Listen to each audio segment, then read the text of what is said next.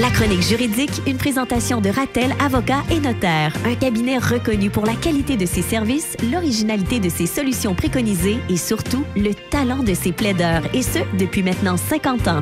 Aujourd'hui, on jase avec Maître Annie Desrosiers, qui est notaire. On va parler de marge hypothécaire. Bonjour, Annie. Bonjour, bonjour. On parle de marge hypothécaire parce que de plus en plus, c'est une option qui est proposée aux gens qui achètent une maison. Oui.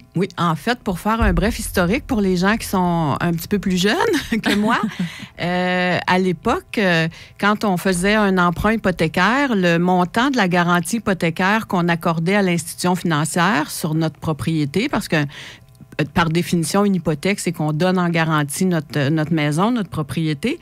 Donc, le montant de la garantie était égal au montant du prêt. Fait que si j'avais besoin d'emprunter 100 000 $, la banque ou la caisse prenait une hypothèque de 100 000 $. Au début des années 2000, est arrivée la marge hypothécaire.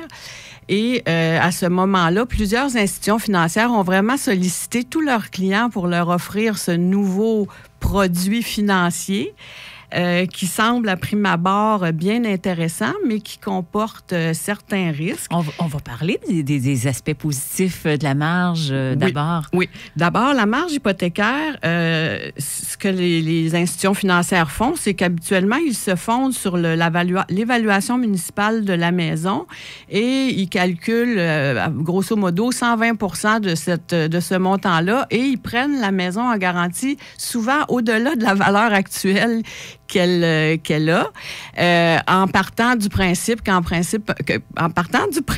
bien immobilier prend de la valeur. Okay. Donc, souvent, le montant qui va être déboursé par l'institution financière est beaucoup moins élevé que la garantie qui est prise sur notre propriété. Donc, la banque ou la caisse prend tout ce qu'il y a à prendre en garantie, ce qui fait en sorte qu'on ne peut pas dire je vais prendre une hypothèque de deuxième rang avec un autre créancier hypothécaire si ça verrait un produit intéressant ailleurs. Il n'y a plus de place, effectivement.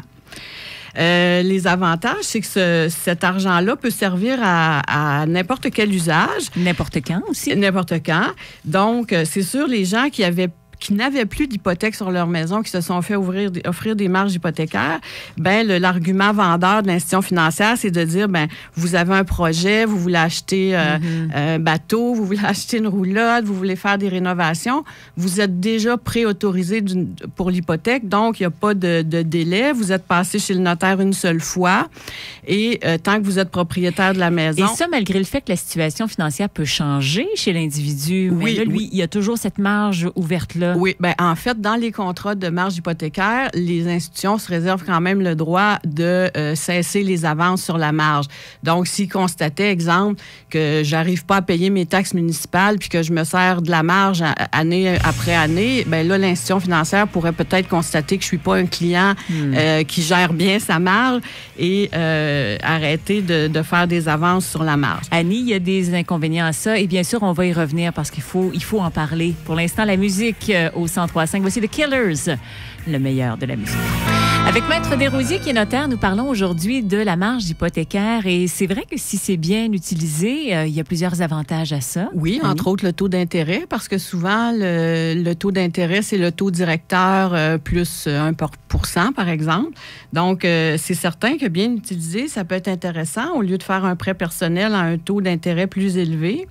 Et on consolide à ce moment-là par la marge. Oui, il y a aussi de la consolidation de dette qui se fait là, au moyen des marges hypothécaires, des gens qui auraient plusieurs cartes de crédit là, à des taux d'intérêt très élevés. Donc, oui, ça peut être intéressant, la marge hypothécaire. Comme on disait, le contrat d'hypothèque, le contrat notarié a une durée de vie de 30 ans. Donc, tant qu'on est propriétaire de notre maison, on ne fait pas de quittance pour la marge au fur et à mesure qu'on rembourse les prêts, parce qu'on peut avoir plusieurs prêts liés à la marge avec des conditions différentes de remboursement. Mais parlons des mais. Oui.